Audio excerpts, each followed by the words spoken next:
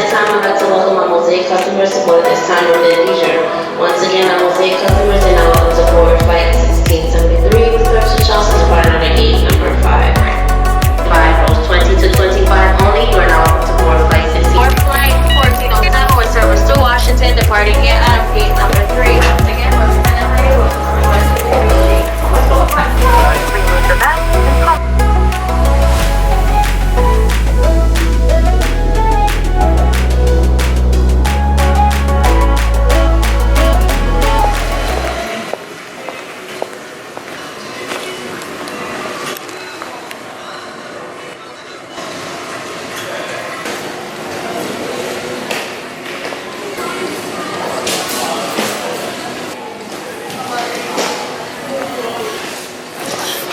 Why is this sat nav? Come on. Right, where's this boat of ours? Charleston City Boatyard. Oh yeah, Wandoo Creek Lane, Wandoo. Yeah. Yeah. What did it remember from last time? Maybe it just heard me say something. Yeah. Alright, mofo. Crack on. Head west towards US 17 North. Alright. Try and stick to the right side of the road.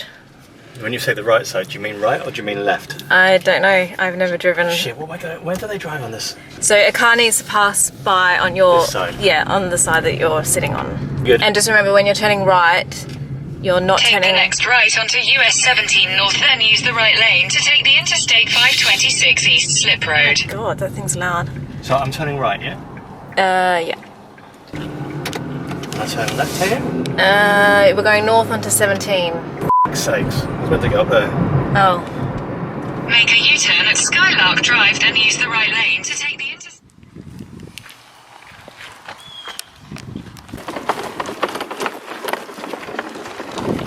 Well, it's the 3 months that's changed my life. Changed your life? Really? That sounds ominous. And another set of ideas. You and your ideas. Me and my plans.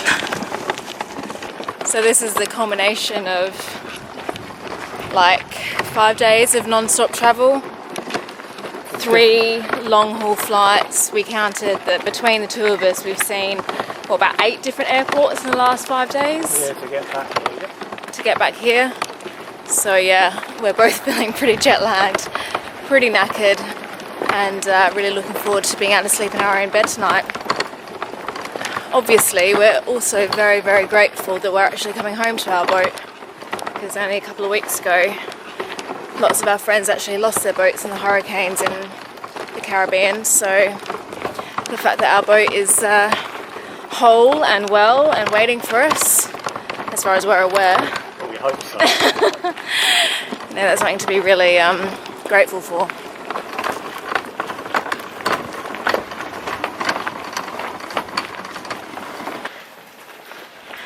What does the skipper do first? I need to find a ladder. Yeah, there's a point.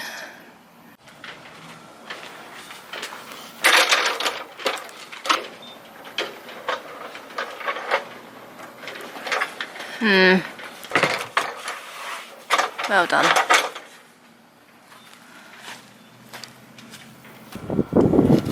Alright, darling, where have you been? How have you been? Daddy left you.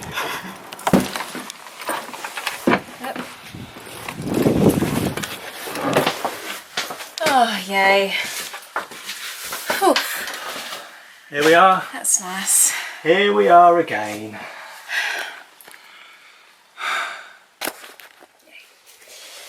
Whew.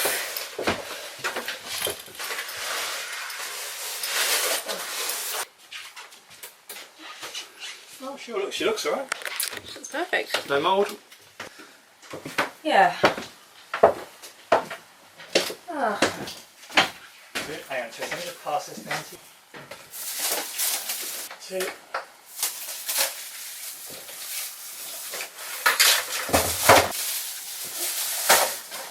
Good. Yeah. Yeah.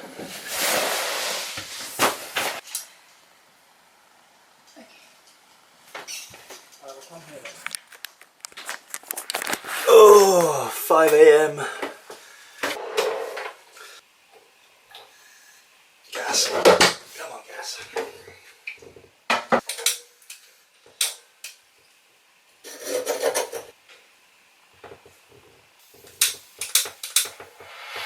I had a little pin specifically for the purpose of getting this sorted out.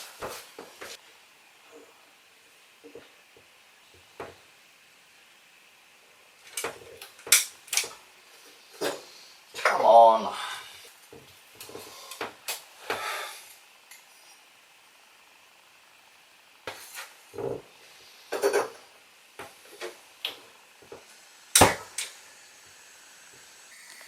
So yeah, the usual rigmarole trying to get coffee made after a few months of absence. The cooker's rusted up.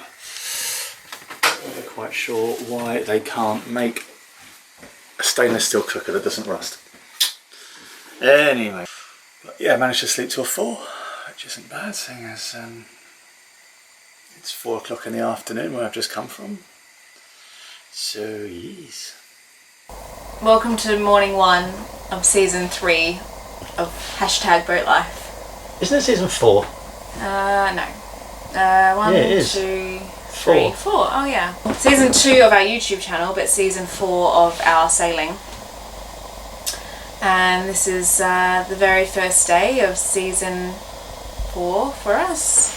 Which is where you crack the shits and say I don't want to live on a boat anymore. Which is where, after 3 months of living in a lovely, spacious 3-bedroom house with big beds and lots of room and showers and washing machines and everything, I come back to the boat to find that everything is actually dirty and needs washing, that I can't have a shower on board because we're in a boatyard.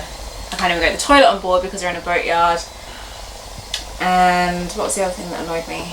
Like the bedding was really damp last night. It wasn't damp. It was. I changed all the pillowcases. It was damp. Right.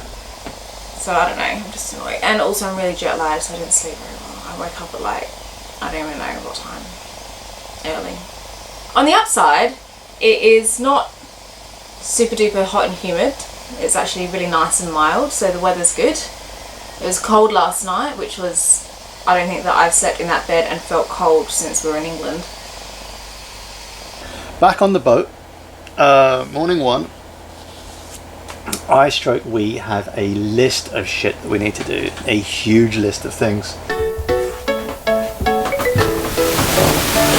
Okay. So, what is it? Monday. Things to do.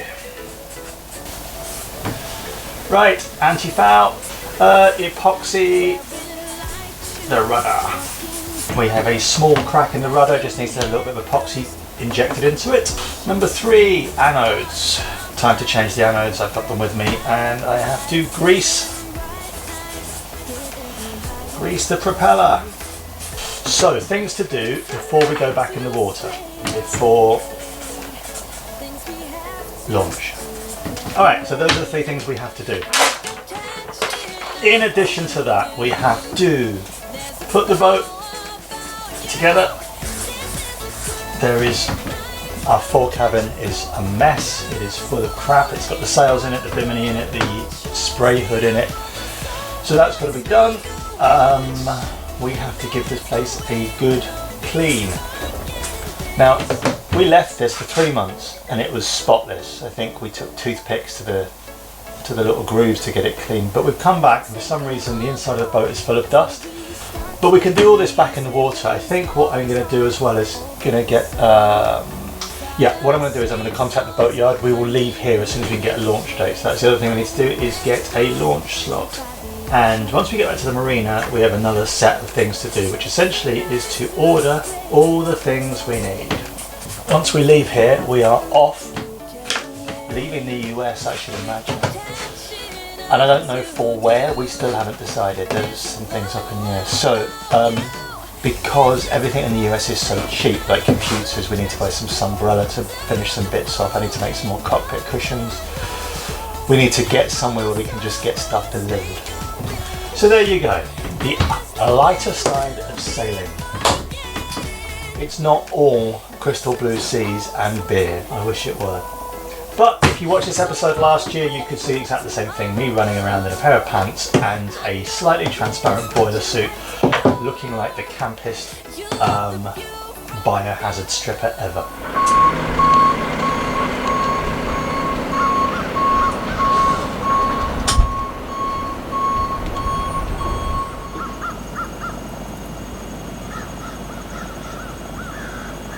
It's our second day on the boat, and we kind of took a day off yesterday because we're both really jet lagged still. I spent 3.5 hours running errands yesterday, so speak for yourself. Well, we were in an organisational mode rather than a doing mode. No, I unpacked everything, I cleaned everything, and then I had a lovely sleep in the afternoon. This thing, just rather than drilling holes, it cuts. So I need to we've got a little tiny crack in the rudder, which I think there was some water ingress a few years ago. And every time it dries out, we get a little split. So this morning I am going to clean out and re-epoxy that split. What do you need the drill for then? What are you going to cut? It's just dentistry on a much bigger scale. I'm just going to literally clean out the crack. To clean it out to make it like able to take epoxy, and then I'll epoxy it. You would have thought that you'd have some transferable skills between dentistry and. I have. It's just like doing a filling, only much bigger.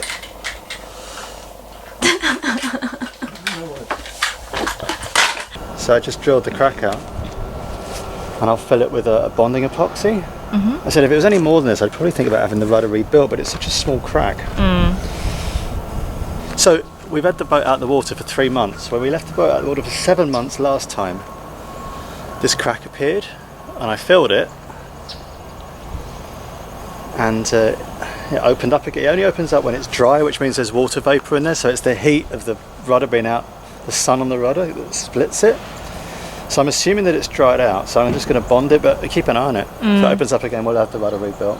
So I've drilled this out to about 2 inches deep, and I'll clean everything out, and then just fill it 2 inches deep with bonding epoxy, and then clamp it. Should be fine. But these rudders are renowned for having bloody because they stick out, they get knocked. And I think that what happened was when we were in England and we when we dried out in that place, where was it? We knocked the tip out. Well, we landed on an embedded chain that was in the, and it knocked like a really small amount off the rudder, off the tip of the rudder, and I think it just let water in. Well, you have the job of scraping the hull.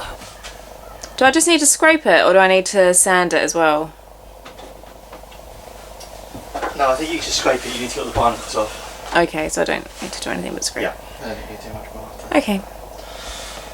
So that's our day. That's what we're going to do. Very, very exciting. Alright, so I'm going to get the scraper for you so that you don't need to like keep going, where's this, where's that. Yeah, I'm going to get all your equipment for you. Thank you. This and this. This looks f***ed, but the blade is soft steel. So the handle is soft steel and the blade is tungsten carbide, so the blade is still really good. It just looks like a POS. Every single barnacle off. I took most of them off. Really? Yeah. So the hole's just got to be smooth. Okay.